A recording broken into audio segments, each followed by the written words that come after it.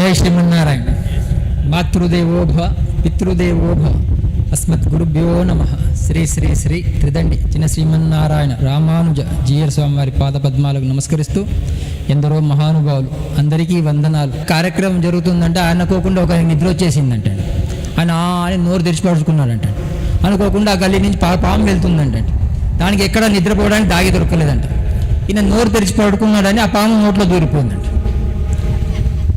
పాము నోట్లో దూరిపోగానే ఏమనుకుంటారండి, శ్రీనివాసరావు గారు మహానుభావులు ఇలాంటి వేదిక ఉన్న మహానుభావులు అందరినీ నలుగురు పట్టుకుని హాస్పిటల్ తీసుకెళ్లారంట. డాక్టర్ గారు ఇంత మంచి కార్యక్రమం జరుగుతుంది లైదాంలో, శ్రీనివాస్ గారు పెట్టారండి. ఆ కార్యక్రమంలో ఈయన నోరు తెరిచి పడుకున్నాడండి. అనుకోకుండా పాము లోపల వెళ్ళిపోయిందండి. ఇంతేనాయా పెద్ద, ఇన్ని కొన్ని శనగలు 4 పుల్లారెడ్డి స్వీట్ తీసుకురా అన్నారంట. డాక్టర్ గారు తీసుకొచ్చారంటే ఫస్ట్ శనగలు తినమన్నారంట. శనగలు తిన్నారంట అండి. తర్వాత పుల్లారెడ్డి స్వీట్ తిన్నామని ఇంటికి వెళ్ళిపో, మళ్ళీ రేపు సాయంత్రం 5 గంటలకు రా అన్నారంట. మళ్ళీ సేమ్ సాయంత్రం 5 గంటలకు వచ్చాడంటండి. మళ్ళీ రాగానే డాక్టర్ గారు చెప్పారంట, ఇన్ని శనగలు పుల్లారెడ్డి స్వీట్ తీసుకురా అండి. 1 రోజు 2 రోజులు 3 రోజులు 4 రోజులు 5 రోజులు గడిచిందంట. డాక్టర్ గారు ఇదే చెప్తున్నారంట, శనగలు పుల్లారెడ్డి స్వీట్. 6వ రోజు అనుకున్నారంట, మళ్ళీ వెళ్తే డాక్టర్ గారు మళ్ళీ శనగలు పుల్లారెడ్డి స్వీట్ పట్టుకురా అంటారని వచ్చేటప్పుడు పట్టుకొచ్చారంటండి. పట్టుకొచ్చి ఫస్ట్ శనగలు తిన్నాడంటండి. ఇంకెట్లయినా పుల్లారెడ్డి స్వీట్ తినమంటాడు కదా అని తినబోయాడంటండి. డాక్టర్ గారు అన్నారంట, ఒక 10 నిమిషాలు ఆగవయ్యా అన్నారంట. 10 నిమిషాలు ఆగాడంటండి. అనుకోకుండా పాము బయటకు వచ్చిందండి. దేనికోసం వచ్చిందండి? శబాష్, పుల్లారెడ్డి స్వీట్ ఏది అని పాము అడిగిందంటండి. మన జీవితం కూడా అంటేనండి, మన శరీరానికి ఏది అలవాటు చేసుకుంటే అదే అవుతుందండి. అటు రామనామం అలవాటు చేసుకుంటే అదే అవుతుందండి. ఇంటికి పాలు వస్తే నీళ్ళు కలిపినావా అంటాడండి. ఇంటికి పాలు వస్తే నీళ్ళు కలిపినావా అంటాడండి. అదే సాయంత్రం వాడికి మందు తాగాలనుకోండి, వాడు వెతుక్కుంటూ వెళ్తాడండి, మరీ నీళ్ళు కలుపుకొని తాగుతాడండి. చెడుని సమాజం వెతుక్కుంటూ వెళ్తుందండి. టీచర్ పిల్లవాడిని అడిగిందంటండి, జగన్నాథ్ టెంపుల్ ఎక్కడుంది అని. ఎక్కడుందండి? శబాష్, పిల్లవాడు వీరిలాగా హుషారంట. పూరి అని రాశాడంట. వెనక వాడికి కాపీ కొట్టాలంట. వాడు అనుకున్నాడంట, నేను పూరి రాసి టీచర్ తెలిసిపోతాను, వాడు చపాతి అని రాశాడంట. 2 ఆన్సర్ పేపర్ టీచర్ దగ్గర వెళ్ళిందంటండి. టీచర్ కూడా ఆన్సర్ తెలియదంట. టీచర్ని ఎత్తిపోకుంటుందంట, ఎన్ని మార్కులు వేయాలని. టీచర్ అనుకున్నదంట, పూరి అయినా చపాతి అయినా గోధుమ పిండితోనైనా 200 మార్కులు వేసేసింది అంటండి. మన జీవితంలో ఎప్పుడు కాపీ కొట్టకూడదండి. మన సమస్య అంతా పక్క ఇంటి మీదనే ఉంటుందండి. ఫస్ట్ కరెంట్ ఇంట్లో పోయింది అనుకోండి, పక్క ఇంట్లో తొంగి చూస్తాం. వాడి ఉంది పోయింది అనుకోండి, అబ్బా అమ్మయ్య అనిపిస్తుంది. అనుకోకుండా దేవుడు ఇంటికి వచ్చాడంటండి. మరి నాన్న ఏమైనా కావాలంటే కోరుకోనన్నారంట. ఆయన అడిగారంట, స్వామి మా ఇంటికే వచ్చావా, పక్కింటికి కూడా వెళ్ళావా అని. మన సమస్య అక్కడే ఉంది కదా. లేదయ్యా పక్కింటికి కూడా వెళ్ళాను అన్నారంట. ఆయన ఏం కోరుకున్నాడు స్వామి అని. మరి నీకేం కావాలి కోరుకోరా బాబు అంటే, ఆయన ఏం కోరుకున్నాడు స్వామి అని. ఏమి లేదయ్యా, నీకు ఏది ఇచ్చినా దాన్ని డబల్ ఇమ్మని కోరుకున్నాడు అని అంటండి. ఇప్పుడు నేను ఆలోచన మొదలు పెట్టాడంటండి. ఇప్పుడు నేను 1 కోటి రూపాయలు అడిగాను అనుకోండి, పక్కింటి 2 కోట్లు పోతాయి. ఇప్పుడు ఆలోచించి ఏమి కోరుకోవాలని ఆలోచించాడంటండి. భగవంతుని పిలిచి చెప్పాడంట, భగవంతుడు నాదో కన్ను తీసానంట. దేనికి? పక్కింటి కూడా 2 పోతాయండి. మన జీవితం అది కాకూడదు, బాగుపడాలి. భగవంతుణ్ణి నమ్ముకోండి అన్నారండి. ఎక్కడైనా భగవంతుణ్ణి అమ్ముకోండి అని ఎక్కడని చెప్పారండి? చెప్పులు ఏసీ రూమ్లో పెట్టి అమ్ముతున్నాడండి. భగవంతుణ్ణి రోడ్డు మీద పెట్టి అమ్ముతున్నారు. ఎంత దౌర్భాగ్యం అండి, ఈ దేశానికి పట్టిన దౌర్భాగ్యం అనమాట. అందుకే రామో విగ్రహం ధర్మ అన్నారనమాట. చలా లక్ష్మీ చలా ప్రాణ చలా జీవిత మందిరే చలే చలేచో సంసారో ధర్మో ఏకో నిశ్చల అంటాడు చాణుక్యుడు. చలా లక్ష్మి, డబ్బులు ఎప్పుడు శాశ్వతం కాదంట. చలా ప్రాణ, ఈ ప్రాణం కూడా ఎప్పుడైనా పోయేది. చలా లక్ష్మి చలా ప్రాణ చలా జీవిత మందిరే, ఈ ఇల్లు ఈ మఠాలు ఈ గుళ్ళు ఇవి కూడా శాశ్వతం కాదంట. చలేచో సంసారో, సంసారం కూడా శాశ్వతం కాదంట. ధర్మో ఏకో నిశ్చల అంటాడు. ధర్మం ఒక్కటే నిశ్చలమైందనమాట. అందుకే ధర్మ అర్థ కామ మోక్ష చతుర్విధ పురుషార్థం అనమాట. భగవద్గీతలో మొదటి శ్లోకం అదేనండి. ధర్మక్షేత్రే కురుక్షేత్రే సమవేత యూత్సవ మామక పాండవ చైవ కిమ కుర్వత సంజయ. ధృతరాష్ట్రుడు సంజయ్ని అడుగుతాడు, నా పిల్లలు పాండవుడు పిల్లల మధ్యలో ఏం జరుగుతుంది అని. ఒకవేళ అదే ధృతరాష్ట్రుడు అందరూ నా పిల్లలు అనుకున్నారు అనుకోండి, మనకు మహాభారతం లేదండి. కాబట్టి ధర్మం రాజకీయంలో ప్రవేశిస్తే రామాయణం అండి, ధర్మంలో రాజకీయం ప్రవేశిస్తే మహాభారతం అండి. ఎప్పుడైనా యుద్ధం జరగచ్చు, మన అందరిలో ఐక్యత రావాలి, మనమందరం భారతీయులు అన్న భావన రావాలి. వరి నాటుతూ ఉంటారండి, నాటేటప్పుడు దూరం నాటుతారండి, కానీ అది వెదిగిన కొద్దీ దగ్గర అవుతాయండి, కలిసి ఉంటాయి అందరూ. కానీ మనం మాత్రం కలవట్లేదండి. మన గొడవలన్నీ కుల మతాల మధ్యలోనే ఉందండి. ఒక జీవం లేని ఇసుక కానివ్వండి, సిమెంట్ కానివ్వండి, ఇటుక అవన్నీ కలిసి ఉంటాయి, ఒక గోడగా మారుతుందండి, వేరే వాళ్ళకు ఆధారంగా మారుతుంది. కానీ మనం కలవట్లేదు అంటే మనలో ఉన్న ఈర్ష్య ద్వేషాలన్నమాట. దేశం బాగుపడాలనుకున్నా, దేహం గురించి ఆలోచించొద్దనుకున్నా, దాహం అందరిది తీర్చాలనుకున్నా, దాసోహం శ్రీ శ్రీ శ్రీ తిదండి చిన్నజీయర్ స్వామివారికి చెప్పాలనుకున్నా, ధన సంపాదన నాకు తెలియదన్న ధనవంతురాలిగా భారతమాతని చూడాలనుకున్నా, దాన ధర్మాలకు నిలన్న భారతమాతని చెప్పాలనుకున్నా, దానవీర చూడ కరుణునిలాగా బ్రతకాలనుకున్నా, దమ్మున్న మొగోడిని నేనన్నా, దుమ్ము లేవని పట్టణంగా భాగ్యనగరాన్ని చూడాలనుకుంటున్నా, దేవి నవరాత్రులు ఘనంగా జరపాలనుకున్నా, దేహి అంటే ఎవరి ముందు చెయ్యిని చాచొద్దనుకున్నా, దువ్వెన నాకు అక్కర్లేదన్నా, దీవెన మీ అందరిది కోరుకుంటున్నాను, ద్వేషం ఎవరిపై పెంచుకోవద్దనుకున్నా, దేశం కోసం ప్రాణాలైనా అర్పించేయాలనుకున్నా అనమాట.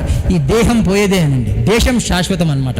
ప్రపంచమంతా మనదే, అందరూ మనవాళ్లే అన్న భావన మనకు రావాలి. ఈరోజు మనకు ఆ భావన లేదు. అందుకే కలిసి ఉంటే కలుసు. కడుపు నింపుకోవడానికి రాలేదండి, కడుపులో 9 నెలలు పెంచి కని ఆ తల్లి రుణం తీర్చుకోవాలండి. ఈ దేశం తల్లి రుణం. భారత మాత అన్నారు. ఏ దేశానికి ఇంగ్లాండ్ మాత, జపాన్ మాత, పాకిస్తాన్ మాత అనలేదండి. ఈ దేశానికి భారత మాత అన్నారు. ఒక రాముడు పుట్టిన భూమి, ఒక ఛత్రపతి శివాజీ పుట్టిన భూమి, ఒక శ్రీ కృష్ణ పరమాత్మ పుట్టిన భూమిలో మనం పుట్టాం. ఎంత అదృష్టవంతులమండి మనం. 1779లో హైదర్ అలీ చిత్రదుర్గ కోట పైన దాడి చేస్తాడండి.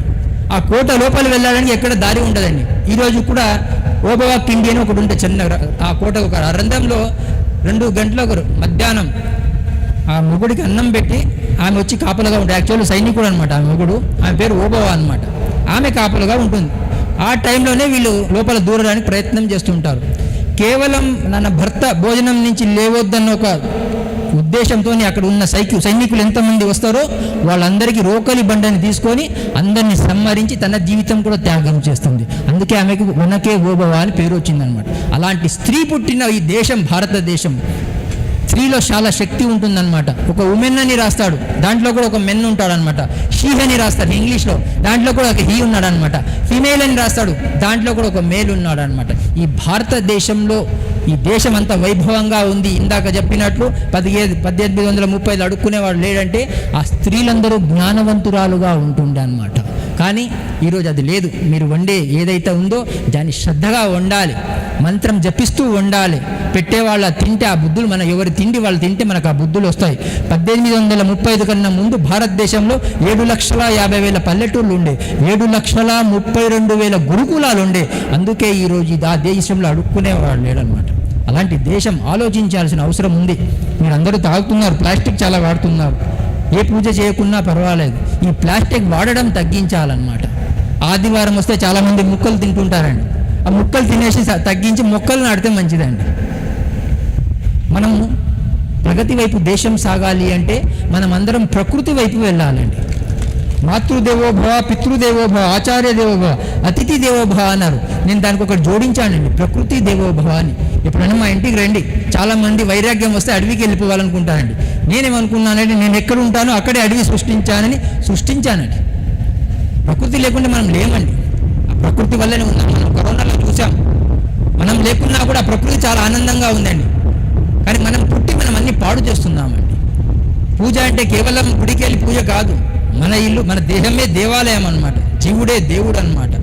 ఆ దిశగా మనం అందరం సాగాలి. అనుకోకుండా ఒక ప్రవచనం జరుగుతుందంట. ఒక కుర్రవాడు మధ్యలో నుంచి లేచి వెళ్ళిపోతున్నాడంట. గురుగారు చివరి రోజు పిలిచి అడిగారంట, ఏమో మధ్యలో లేచి వెళ్ళిపోతున్నావు, ఏంటి విశేషం అని.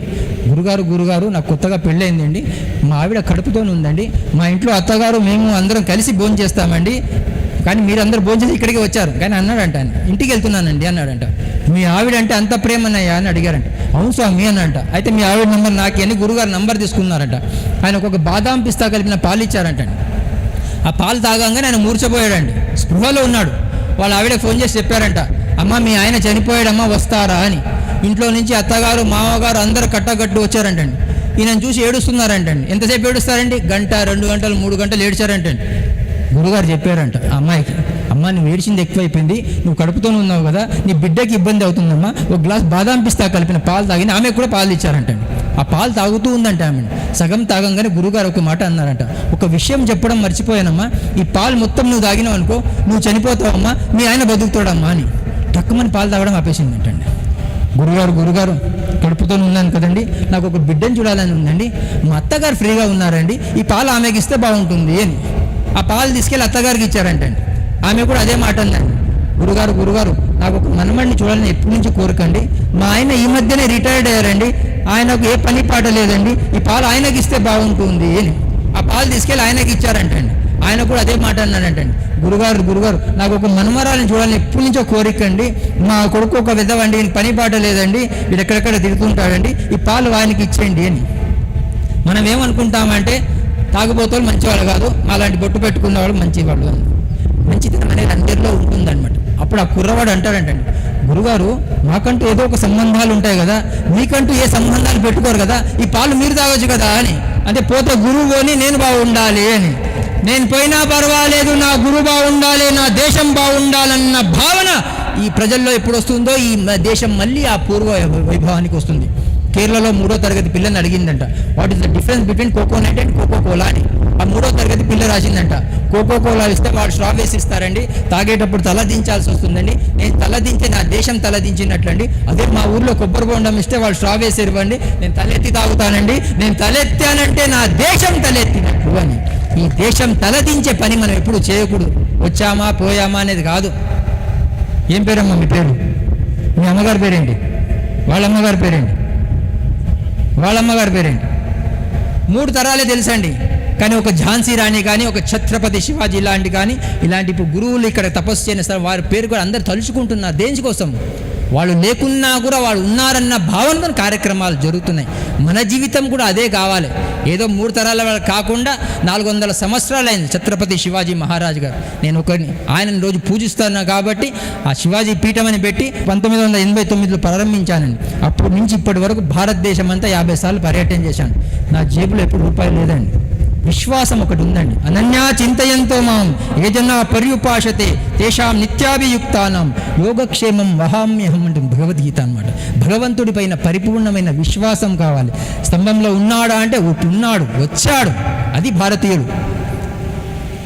సామాన్యంగా నేను పుట్టినప్పుడు మొదటిసారి మా నాన్నగారు చూడడానికి వచ్చి ఉంటారు నన్ను. అప్పుడు అమ్మ చెప్తుంది, ఏం చెప్తుంది? ఒరే మీ నాన్న వచ్చాడు రా అని. విశ్వాసం అనమాట. విశ్వాసం అక్కడ స్టార్ట్ అవుతుంది అనమాట. ఆ విశ్వాసం పరిపూర్ణంగా భగవంతుడి మీద ఉండాలి. విదేశాల నుంచి వచ్చారంట, చైనాకు వచ్చారంట. చైనా వాళ్ళు అడిగారంట ఏం చేస్తుంటారు అని. చేతిలో ఒక పుస్తకం పట్టుకొని వచ్చారంట. మేము సేవ చేస్తుంటామండి. ఏం సేవ చేస్తామని అడిగారంట. మేము కుష్ఠరోగులకు ట్రీట్మెంట్ ఇస్తుంటాం. చాలా మంచి పని చేస్తున్నారు, మీరు ఈ 5 స్టార్ హోటల్లో ఉండండి అని ఒక వారం రోజుల తర్వాత మీకు చెప్తామని. వారం రోజుల్లో చైనాలో ఎంతమంది అలాంటి రోగగ్రస్తులు ఉన్నారో వాళ్ళందరినీ పట్టుకొచ్చి వీళ్ళకి అప్పచెప్పారంట. మా దేశంలో ఇంతమంది ఉన్నారండి, వీళ్ళందరినీ మీ దేశానికి తీసుకెళ్ళండి, అక్కడ ట్రీట్మెంట్ ఇచ్చిన తర్వాత తీసుకొచ్చి మా దేశంలో వదలండి అని. కానీ మనం అది చేయలేదు, ఆ పని చేయలేదు. మా అతిథి దేవోభవ అని అందరినీ రానిచ్చాం. తలుపు దర్శనం పెట్టిన తర్వాత దొంగలు వస్తారండి. కానీ ఆ ధర్మం పట్ల అవగాహన కావాలి. ఆ ధర్మం గురించి మనం తెలుసుకోవాలి. ఎవరైనా మన ధర్మం గురించి విరుద్ధంగా మాట్లాడుతుంటే దాన్ని ఆపే శక్తి కావాలి అనమాట. మనం కేవలం ఒక నాణ్యానికి 2 పక్కల విలువ ఉంటుందండి ఎప్పుడైనా కూడా. అహింసో పరమో ధర్మాన్ని ఒక నేర్పించారండి. ధర్మ హింస తదైవచని ఇంకోటి ఉంది, దాన్ని నేర్పించలేదన్నమాట. కాబట్టి అందరం కలిసికట్టుగా ధర్మాన్ని కాపాడడానికి మనమందరం కలిసికట్టుగా పోరాడాలన్నమాట. ఒక గురుగారు వెళ్తున్నారంట, ఒక ఆవును తీసుకొని వెళ్తున్నారంట. 3 అన్నదమ్ములు కొట్టుకుంటున్నారంట. గురుగారు అడిగారంట, ఏంటయ్యా ఏంటి కొట్టుకుంటున్నారు అంటే, మొన్న మా నాన్నగారు చనిపోయారండి, పోతూ మా ఆస్తిని 3కి రాసి వెళ్ళారు. ఏం రాశారయ్యా అని అడిగారంట. మా ఇంట్లో ఆవులు ఉన్నాయి స్వామి, 23 ఆవులు ఉన్నాయి, దాంట్లో సగం పెద్ద కొడుకు అని రాశారు, దాంట్లో సగం రెండో కొడుకు అని రాశారు, దాంట్లో ఒకటి తక్కువ మూడో కొడుకు అని రాశారండి. ఇప్పుడు 23 ఆవులే ఉన్నాయి కదా, దీన్ని ఎట్లా పంచుకోవాలో మాకు తెలుస్తలేదు. సగం అంటే ఎంత? 23లో 11.5 అంటే ఇప్పుడు ఆవును కోయాలా అని వాళ్ళు చూస్తున్నారు. ఓసి ఇంతేనా బాబు అని ఆ 23 ఆవులు తీసుకురమ్మన్నారంట గురుగారు. గురుగారి దగ్గర ఒక ఆవు ఉంది కదా, ఈ ఆవును దాంట్లో కలిపారంట. ఎంతైంది? 24 అయింది. పెద్ద కొడుకు ఏం రాశారు? సగం రాశారు. 12 ఇచ్చి పెద్ద కొడుకుని పంపించేశారంట. రెండో కొడుకు ఏం రాశారు? దాంట్లో సగం 6 ఇచ్చి రెండో కొడుకుని పంపించేశారంట. మూడో కొడుకు ఏం రాశారు? ఒకటి తక్కువ అని రాశారంట. ఎన్ని వాళ్ళు? 5 ఆయనకి ఇచ్చారంట. గురుగారు తీసుకొని వెళ్ళిపోయారంట. గురుగారు సమస్యల్ని పరిష్కరిస్తూ ఉంటారు. మీరు వెళ్ళి గురుగారు మంత్రం చెప్పండి, ఈరోజే పెళ్లి కావాలి, రేపు పొద్దునే కొడుకు పుట్టాలంటే అది కుదరని పని అన్నమాట. అబద్ధానికి వేగం ఎక్కువ అంట, నిజానికి ఓపిక ఎక్కువ అంట. కాబట్టి కాబట్టి భారతీయులకు ఓపిక ఎక్కువ. మన దేశం మీద ఎన్ని దాడులు జరిగినా కూడా ఈ ధర్మం ఇంకా నశించిపోలేదు అంటే అది భారతదేశంలో ఉన్న ఈ మట్టి గొప్పతనం అన్నమాట. మట్టిలో పురుషాం, మట్టిలో నుంచి వచ్చాం, మళ్ళీ మట్టిలోనే కలిసిపోతాం. చాలామంది ఆడవాళ్ళు అద్దం చూసుకుంటూ ఉంటారండి, అందంగా ఉన్నానా లేదు. మగవాళ్ళేమో అందాన్ని మురిసిపోయి వాళ్ళు నాశనం అయిపోతుంటారు. అద్దం ముందు కూర్చోవాలనుకున్నా అబద్ధం, జీవితంలో ఆడొద్దనుకున్నా, అందం గురించి ఆలోచించవద్దనుకున్నా, అందరం ఒకటే అని మర్చిపోవద్దనుకున్నా, ఇందులో భగవంతుని వెతుకొద్దన్నా, అందులో సేవలో ఉన్న శ్రీ శ్రీ శ్రీ దిద్దండి చిన్నజీయర్ స్వామివారిని నమ్ముకున్నా, అవమానం ఎంతైనా భరించాలనుకున్నా, అవకాశం అందరికీ కల్పించాలనుకున్నా, అంతాక్షరి పిల్లలతో కలిసి ఆడాలనుకున్నా, అష్టాక్షరి మంత్రాన్ని చదివే వాళ్ళతో కలిసి సేవలు అందించాలనుకున్నా, అధ్యాయం భగవద్గీతలు రోజుకొకటి చదవాలనుకున్నా, అన్యాయం ఎవరికైనా జరిగితే చూస్తూ ఊరుకోవద్దనుకున్నా, అన్నం అందరికీ పెట్టాలనుకున్నా, అన్యం పుణ్యం మెరుగని మన్యం వీరుడు అల్లూరి సీతారామరాజులాగా పోరాడాలనుకున్నా, అర్థం లేని జీవితం గడపొద్దనుకున్నా, అద్దంలో భగవంతుణ్ణి చూసుకోవాలనుకుంటున్నా. జీవితంలో బాగుపడాలి అంటే మనమందరం ఆ శక్తి స్వరూపలం, అన్ని శక్తి మనలోనే ఉన్నాయి. అది కావాలి, ఆ జ్ఞానం రావాలి, ఆ దిశగా మనం అందరం సాగాలి అని చెప్తూ మళ్ళీ ఎప్పుడన్నా మాట్లాడే అవకాశం ఇస్తే మళ్ళీ మాట్లాడుకుందాం. ఎందుకు అంటే మాటలు ఎంతైనా మాట్లాడచ్చు. మీరు పొద్దున్న నుంచి ఉదయం నుంచి కూర్చున్నారు, కానీ ఎంత సంపాదించారు, ఎంత జ్ఞానం మీ లోపల దిగిందనేది ఇంపార్టెంట్ అనమాట. అనుకోకుండా గురుగారికి ఒక 3 పుర్రెలు అంటే స్కల్స్ 3 పుర్రెలు తీసుకొచ్చి ఇచ్చాడంట రాజుగారు మంత్రి గారికి. ఇందులో ఎవడు గొప్పవాడయ్యా చెప్పు అన్నట్టు. ఇప్పుడు 3 పుర్రెలు తీసుకొచ్చి ఎవడు గొప్పవాడంటే ఎట్లా చెప్తామండి? మంత్రి గారు మీలాగా హుషారంట, లైదాలో ఉన్న వాళ్ళు మంచి వాళ్ళగా అందరూ హుషారంట. మంత్రి గారు ఇంటికి తీసుకెళ్ళిపోయారంట. నెక్స్ట్ డే ఒక పుర్రె తీసుకొచ్చి ఇచ్చాడంట. వీడు గొప్పవాడు అన్నాడంట. అరే ఎలా చెప్పావు అని అంటే, ఏం లేదు స్వామి, రాత్రి 3 పుర్రెలు ఇంటికి తీసుకెళ్ళాను, చెవులో సీకు వేశాను, ఈ సీకు వేస్తే ఇక్కడి నుంచి బయటికి వచ్చింది, పక్కకు పెట్టాను, మళ్ళీ ఇంకో దాంట్లో సీకు వేశాను, ఆయన ఇక్కడి నుంచి వెళ్తే నోట్లో నుంచి బయటికి వచ్చింది అంటే ఈయన విన్నది చెప్పగలుగుతాడు, కానీ 3వ వాడికి వేస్తే అది లోతుకు దిగిందండి. ఈయన ఏది చెప్పినా లోతు దింపుకునేవాడు, ఆచరించేవాడు కాబట్టి వీడే గొప్పవాడు అని.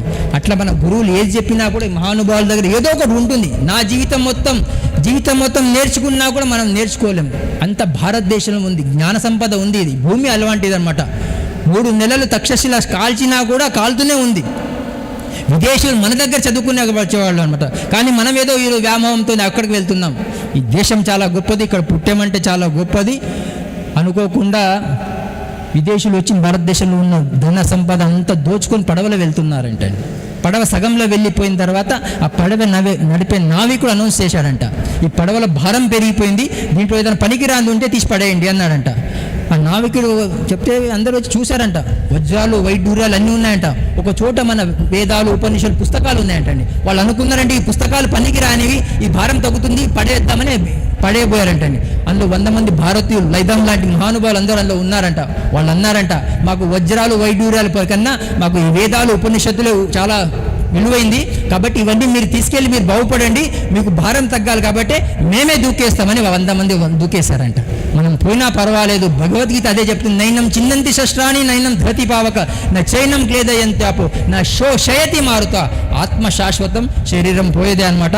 ఏదైతే శాశ్వతమైందో దాన్ని తెలుసుకుని ఆ శాశ్వత దిశగా మనం అందరం సాగుదాం. ఈ అవకాశం ఇచ్చిన శ్రీనివాస్ గారికి ధన్యవాదాలు చెప్తూ ఇక్కడికి ముందుకు వచ్చేస్తున్నాను. జై శ్రీమన్నారాయణ.